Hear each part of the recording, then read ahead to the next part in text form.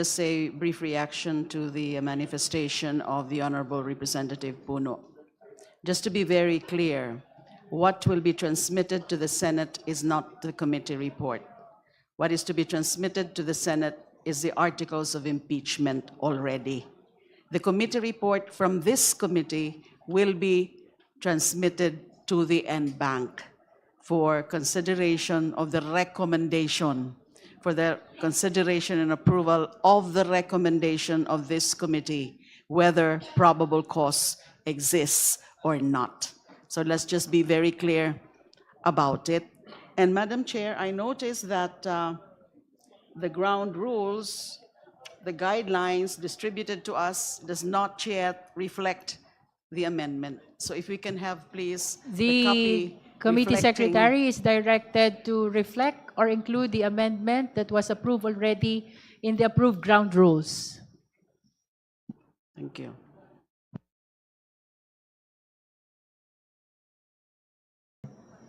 Are you finished with your manifestation, Honorable De Lima? Madam Chair, another point.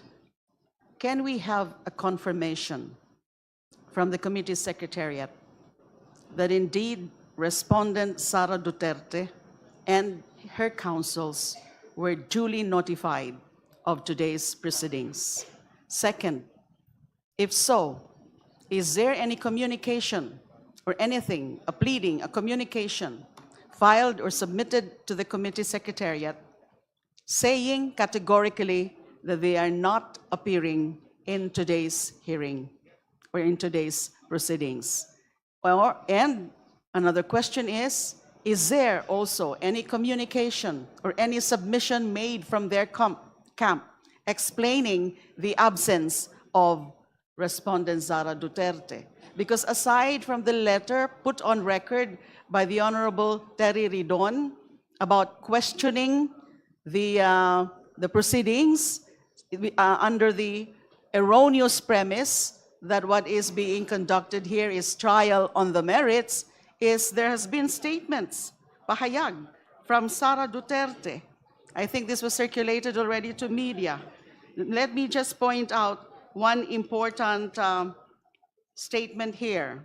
It's a pahayag from the Vice President of the Philippines, Sara Duterte, dated today, March 25. The second to the last paragraph says, naisumite ko na ang aking answer ad cautelam. Sa ngayon, wala nang dapat pang gawin ng komite, kundi ibasura ang mga reklamo dahil sa malinaw na kakulangan ng ebidensya. Is this an indication clear enough that she is waiving her right to participate in our proceedings? So I just wish to have that confirmation of the committee secretariat as to whether there's been any formal communication saying that they will not, whether she or by her counsel, will not participate in the proceedings before this committee henceforth. The committee secretariat is directed to report to the committee the fact of having sent the notice of today's hearing to the respondent and whether there is a communication or a document filed in relation to that invitation, as well as the same letter which was earlier manifested by the Honorable Ridon.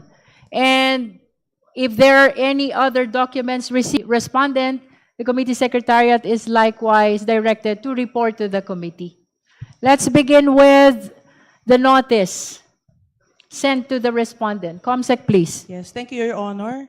The invitation for Vice President Sara Duterte to attend today's initial hearing was sent by electronic mail on March 19, 2026 at 10:25 a.m. It was acknowledged by, it was received March 19, 2026, 12:34 and acknowledged by the Central Records Unit of the Office of the Vice President. The invitation for two Nervasa and Salazar